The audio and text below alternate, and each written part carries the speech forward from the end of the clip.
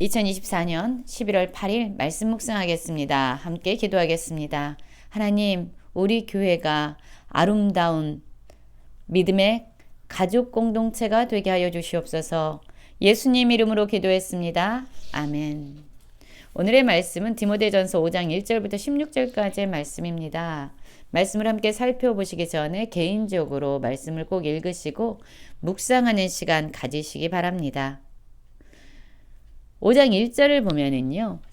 늙은이를 꾸짖지 말고 권하되 아버지를 하듯하며 젊은이에게는 형제에게 하듯하고 늙은 여자에게는 어미에게 하듯하며 젊은 여자에게는 온전히 깨끗함으로 자매에게 하듯하라 라는 말씀으로 시작하고 있습니다. 교회는 다양한 성도들이 있잖아요. 그런 다양한 성도들을 대할 때에 우리가 어떤 태도로 대해야 되는지 말씀하고 있어요. 사실 교회는요. 하나님을 아버지로 모시고 예수 그리스도 안에서 함께 형제 자매된 그런 믿음의 가족 공동체라고 할 수 있습니다.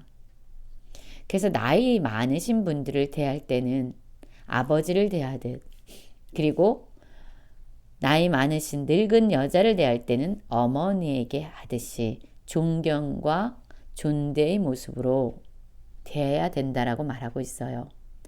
그리고 젊은이에게, 남자에게는 형제를 대하듯, 또한 젊은 여자에게는 온전한 깨끗함으로 자매를 대하듯, 깨끗한 마음과 몸가짐으로 가족을 대하는 존경과 사랑의 태도로 서로를 대해야 된다라고 말씀하고 있습니다.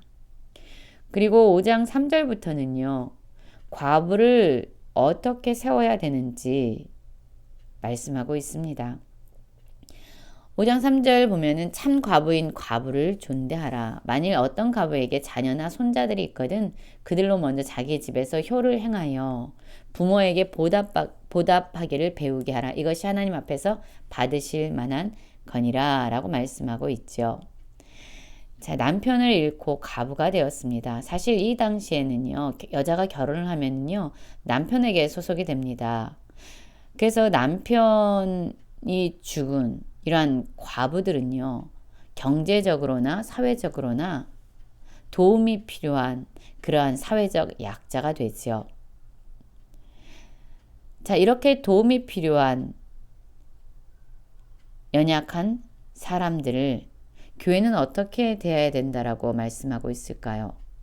먼저 남편을 잃은 이 과부를 대할 때요.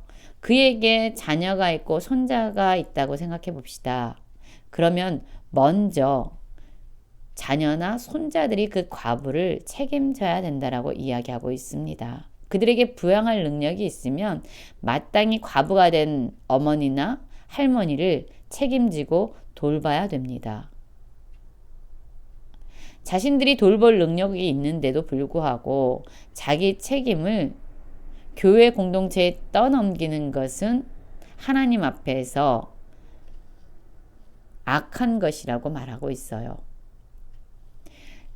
그들은 먼저 자기 부모에 대한 책임을 다하고 효를 행하고 돌아보아야 합니다. 이 참 가부로서 의로운 자는 하나님께 소망을 두어 주야로 항상 간구와 기도를 하거니와 향락을 좋아하는 자는 살았으나 죽었느니라. 내가 또한 이것을 명하여 그들로 책망받을 것이 없게 하라. 그럼 누구든지 자기 친족 특히 자기 가족을 돌보지 않으면 믿음을 배반한 자여 불신자보다 더 악한 자니라 라고 말씀하고 있습니다. 그렇습니다. 일평생 하나님께 소망을 두고 간구와 기도를 하면서 경건하게 살아온 이 과부를 하나님은 돌보기를 원하십니다. 그런데 교회 공동체의 이 책임을 떠넘기기 이전에 먼저 가족들이, 친족들이 부모를 과부된 어머니를 돌보고 책임지는 것이 하나님께서 받으실 만한 선한 일임을 기억해야 합니다. 여러분 혹시 우리가 돌봐야 될 그러한 연약한 분들을 돌보지 아니하고 그 책임을 다른 이들에게 떠넘기고 있진 않은지 돌아보기 원합니다. 하나님께서 우리에게 맡기고 돌보라고 주신 분들을 우리가 책임지면서 살아가는 그런 삶의 모습이 있기를 원합니다. 9절입니다. 과부로 명부에 올릴 자는 나이가 60이 덜 되지 아니하고 한 남편의 아내였던 자로서 선한 행실의 증거가 있어 혹은 자녀를 양육하며 혹은 나그네를 대접하며 혹은 성도의 발을 씻기며 혹은 환난 당한 자를 구제하며 혹은 선한 일을 행한 자라야 할 것이니라 라고 말하고 있습니다. 자, 과부의 명부에 올릴 자 어떤 사람이냐면요. 과부 중에서 교회를 섬기는 봉사자의 명부, 즉 교회의 여성 지도자로서 세우기 합당한 사람들은 어떤 사람인가 라고 말씀하고 있는 거예요. 60세 이상이어야 되고요. 감독의 자격으로서 한 아내의 남편 된 자라고 말한 것처럼 이렇게 과부로서 교회에 봉사를 감당하는 지도자들은 신실하게 한 남편의 아내였던 자가 되어야 합니다. 선한 행실의 증거가 있어야 되고요. 또한 자녀를 잘 양육하고 나그네를 대접하고 그리고 환난 당한 자들을 섬기고 구제하고 성도들에게 권면함으로 그들이 회개함으로 돌이키도록 도와주고 또한 선한 일을 행하는 자야 된다라고 말하고 있습니다. 여러분 우리가 지난번에 믿음의 선한 싸움을 싸워야 할 때 감독의 자격과 집사의 자격을 살펴보았지요. 그것처럼 지금 오늘 과부로 명부에 올릴 자, 즉 과부로 교회의 지도자로 세울 사람들의 자격이 나와 있는 겁니다. 감독이나 집사나 별반 다를 것이 없습니다. 그러나 젊은 과부는 올리지 말라고 말합니다. 이는 정욕으로 그리스도를 배반할 때 시집가고자 함이니 차온 믿음을 저버렸으므로 정죄를 받느니라.